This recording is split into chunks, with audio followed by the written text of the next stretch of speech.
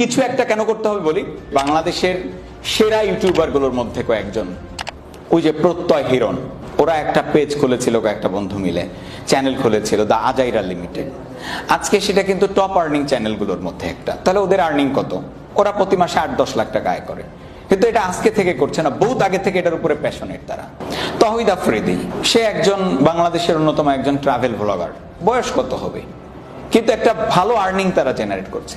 আপনারা সালমান মুক্তাদিরকে চেনেন, আপনারা আয়মান সাদিককে চেনেন। ওই আয়মান সাদিকরা, সালমান মুক্তাদিররা আপনাদের চেয়েও ছোট বয়স থেকে কিছু না কিছু করার চেষ্টা করেছে। আর আপনি নিজেকে কি বলেন? আমি তো ছোট মানুষ, আমার প্রেম করার বয়স। প্রেম করে ছাকা টাকা খেয়ে দিল কা দরিয়া বেহি গয়া, দিলের দরিয়া না বহমান করে জীবনের দরিয়া বহমান করতে হবে। লেসন নিতে হবে, শিক্ষা নিতে হবে, নিজেদেরকে পরিবর্তন করতে হবে। কি রাজি আছি সবাই? সত্যিকার অর্থে একজন মানুষ হয়ে উঠতে হবে সমাজে। রাজি আছি সবাই? কিছু একটা করে দেখাতে হবে। রাজি আছি সবাই? জন্মেছি যখন জন্মের দাগ রাখতে হবে। রাজি আছি সবাই? আর কিছু একটা করব মানে সাধারণ না, ইউনিক কিছু করব। ফেম চান, পাবেন। নেম চান, পাবেন। আর্থিক সমৃদ্ধি চান, পাবেন। কে কে চান যে আমাকে যখন 30 বছর বয়স হবে আমার, তখন আমাকে বাংলাদেশের অন্তত পক্ষে ম্যাক্স পিপল চিনবে? আপনার মন থেকে কথা। তাহলে কি আর টিকটক দেখলে কাজ হবে ভাই? তাহলে কি পর্নোগ্রাফি দেখলে কাজ হবে ভাই?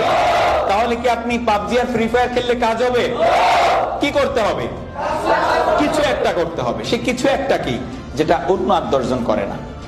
এখন ধরেন আপনি ইউটিউবিং করতে চান, যে আমি একজন ইউটিউবার হতে চাই, কন্টেন্ট মেকার হতে চাই। কন্টেন্ট মেকার হতে আসলে চারটিখানি ব্যাপার না, এটা অনেক স্ট্রাগলের ব্যাপার, অনেক আইডিয়া ডেভেলপ করার ব্যাপার, এটা পিছনে এফোর্ট দেওয়ার ব্যাপার। এখন আপনার চাচার বয়সী, বাবার বয়সী লোকজন কিন্তু বলবে কি কষ্ট এটা, ইউটিউবিং কি জিনিস আবার? তাদের মাথায় খেলবে না এটা কি।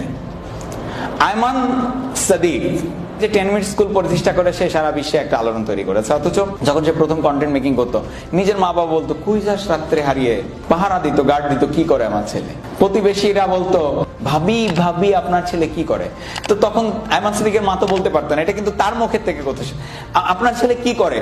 তো উনি বলতো আমার ছেলে রাত্রিবেলায় যে কি বানায়, ভিডিও টিডিও কি বানায়। দেখেন আজকে তাকে সবাই চেনে, ওই ভাবিদের ছেলেদেরকে কিন্তু কেউ চেনে না। তো বিষয় হলো, আপনি যদি ইউনিক কিছু করেন, প্রথম দিকে গালি আপনার খাওয়াই লাগবে। আমাদের নবীজি পুরো পৃথিবীর একেবারে বিশাল একটা অংশ জুড়ে শাসন করলো, তিনি কি তার প্রথম জীবনে গালি খেয়েছেন না খাননি? খেয়েছেন। তো নবীজি যদি কয়েক লাখ গালি খেতে পারে, আমার মতো কাল্লা চোরা, আপনার মতো কাল্লা চোরা, আমরা তো 2, 5, 10, 1000 গালি খাইতেই পারি, নাকি খাবেন না? সেটাই আপনি চিন্তা করেন। গালি দেবে